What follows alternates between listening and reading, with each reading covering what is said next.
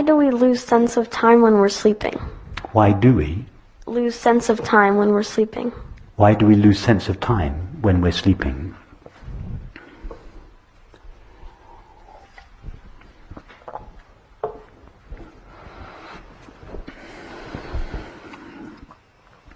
Try now.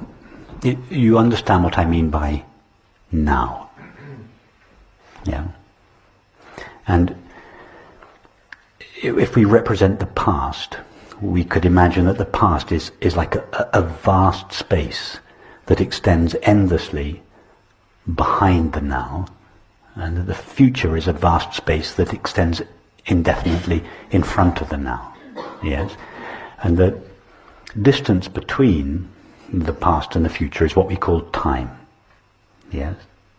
Or the distance between two events in the past or the future. So now let's explore time, the past and the future. So now just for a few moments, leave the now and visit this place that you call the past. When I say visit it, I don't mean just think about it or imagine it, because if you think about it, say you take the image of breakfast this morning.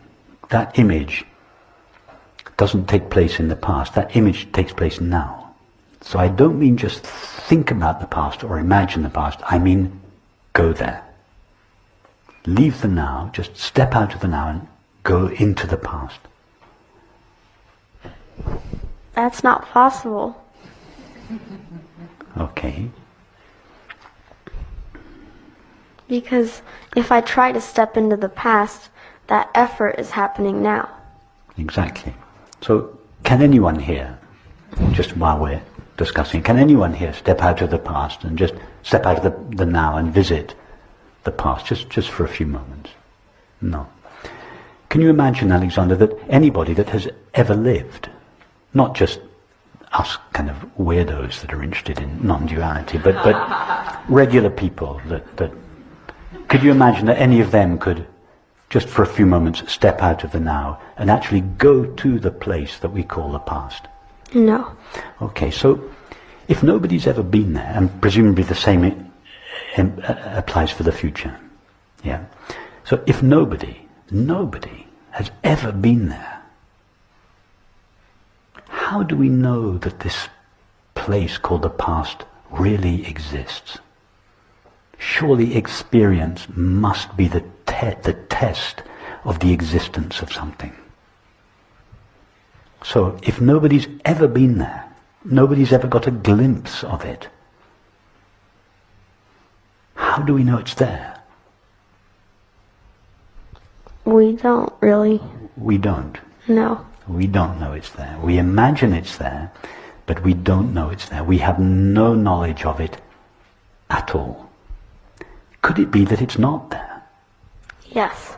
And wouldn't that be in line with our experience? In other words, could it be that the past and the future don't exist in the way that our minds imagine them? Yes. After all, have you ever experienced anything apart from now? No. And how many nows have you experienced in your life? Or let's just take today. How many nows have you experienced today? That's a trick question.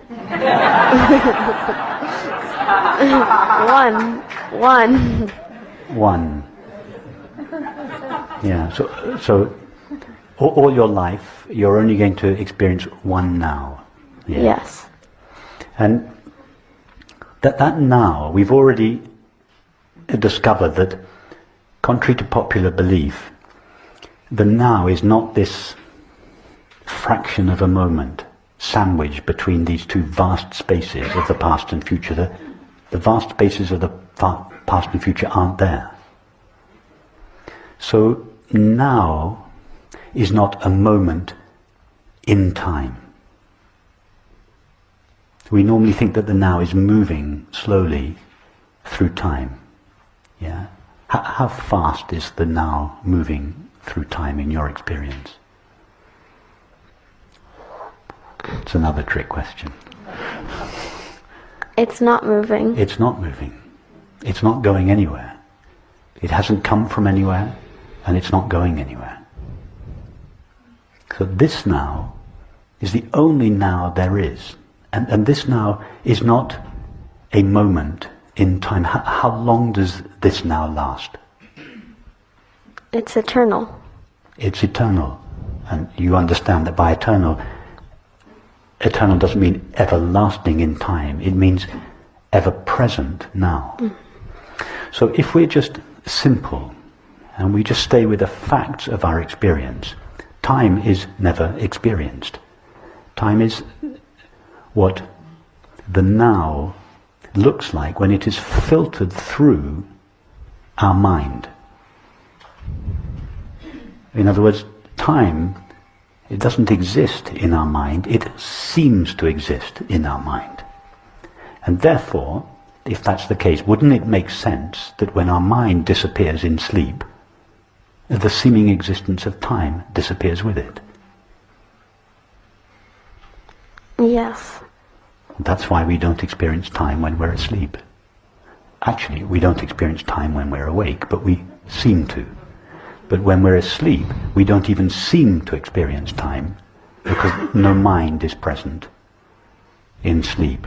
So that's why you seem to wake up in the same moment that you fall asleep, because there is no time in between two waking states or two dream states.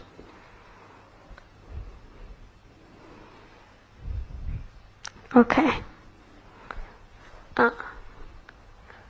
That's confusing, but it makes sense. It's confusing, but it makes sense.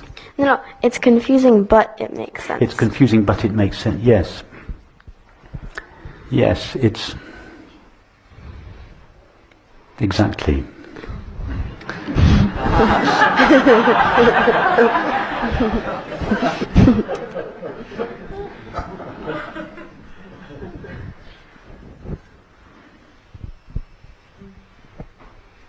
It's confusing because because everything that I've said you've understood in your own experience and you've agreed with, and it's very simple what I've said if you just stick with your experience. But when we compare that with the way reality seems from the point of view of the mind, it conflicts with the mind's view of reality. So it is the mind that superimposes its own limitations on reality and makes reality appear in a way that is consistent with those limitations. Just as I said this morning, if you put on a pair of orange sunglasses when you're skiing, you very quickly forget that you've put the glasses on and the snow appears to be orange. You think the snow is orange. The snow is appearing in accordance with the limitations or the colouring of your glasses. But because you have forgot that you are looking through this limited medium, you think that the orange colour belongs to the snow. Now, each of our minds is a limited medium. Our minds are the orange glasses, but the orange colour is time and space.